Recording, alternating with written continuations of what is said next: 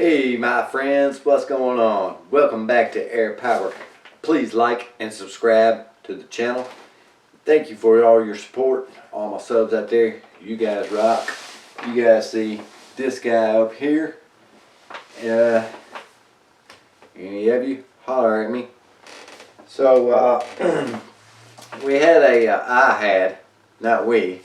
had a subscriber my last video where I think it was the sword I made at home out of mild steel, little cheap steel you buy at your hardware store. It's like 1005 carbon steel, very bendable, malleable, easy. It's hard to try to make a sword out of it, something so long, and try to heat treat it. It's still not going to be perfectly hard enough, and blah blah blah. Anyway, that's commented on that video I cut with it, that he's unsubscribing.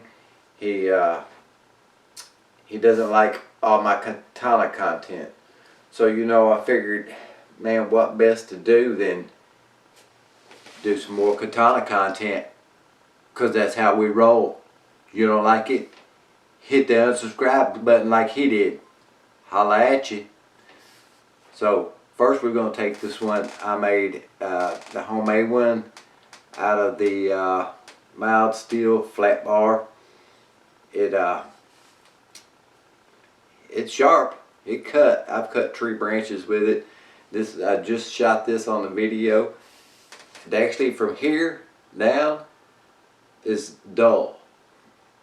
And that's about the area where the round hit. It's a little sharper right here, but it's dull right here. And you want them like that for when they pull them out of the scabbard.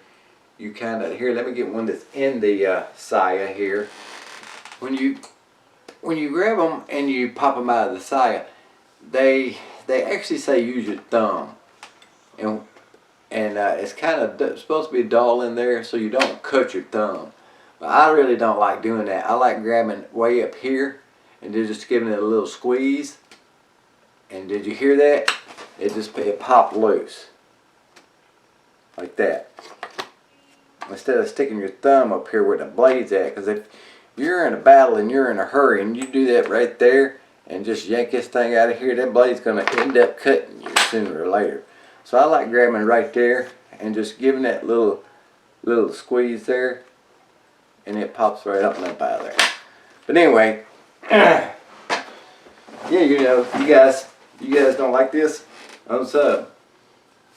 Go watch your air gun stuff somewhere else, and you don't have to have katana content. But this is the cheap sword, and this is some paper.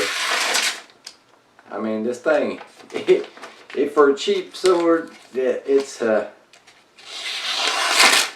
ripped it there, because these are coupons actually, and they're perforated. That's kind of hard to cut.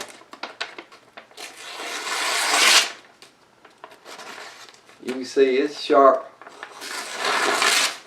It's kind of it's so heavy. Once it goes so far down with gravity, it's just ripping this thing.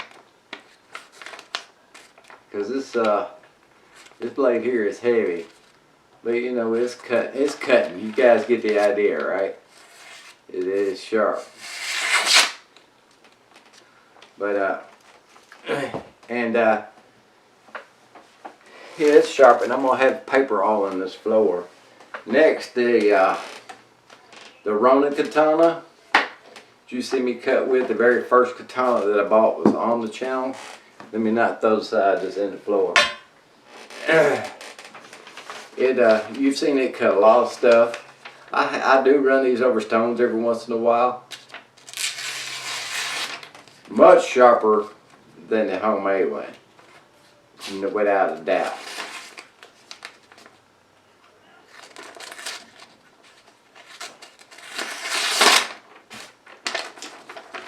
They get to a certain point when they're down here and gravity drops, it just rips the paper instead of actually cutting, because that's how weight and gravity works. You get the idea. This thing is sharp. You don't want to make that draw when your thumb popping that thing loose and come across your thumb with it. So yeah, that one's sharp. Now this one's Uno Kubisakura. You've seen me cut a lot of stuff with this. You've seen me cut gallon water jugs with it, and that blade, at the tip of that blade, it from here down, that is really thin, the whole blade, and it's normal thickness up to that edge. This is why it's called Uno Kubisakura, is the way it's made. I think it was the condor, the way a bird's neck's made, is why they named it that. And you really don't want fingers all over these without wiping it off, because they will rust and blemish. But this one's sharp as well.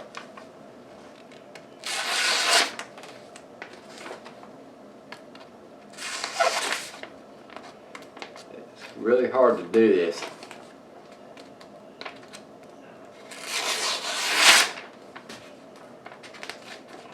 They're sharp. You can see they're sharp. Ugh.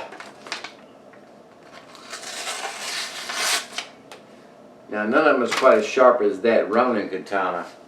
That thing's sharp. I mean, it's really, really sharp. Ronin makes good katanas. If you're going to get a katana for your first time, when you're going to go and smash water bottles and stuff in the backyard with, I do suggest you get a Ronin first. 1060 steel is forgivable. If you roll the edge a little or something, you can sharpen it right out. You guys seen me cutting these water pipe insulation on videos where I hit them and they'd slice into them. If they're long enough, it'll cut them, and then sometimes they'll just flop over with a slice in them. That's because these things are hard to cut. They're so light, but these swords are sharp. It's not that they're dull. They are sharp. You know, they'll cut them. It's this thing. Them things are flimsy, man. I'm telling you. And now I got paper everywhere. And the sharpest little knife I got, well, maybe besides my razor knife, because it's a freaking razor knife, is this Crenshaw. This Crenshaw's pretty sharp. May even be sharper than the swords.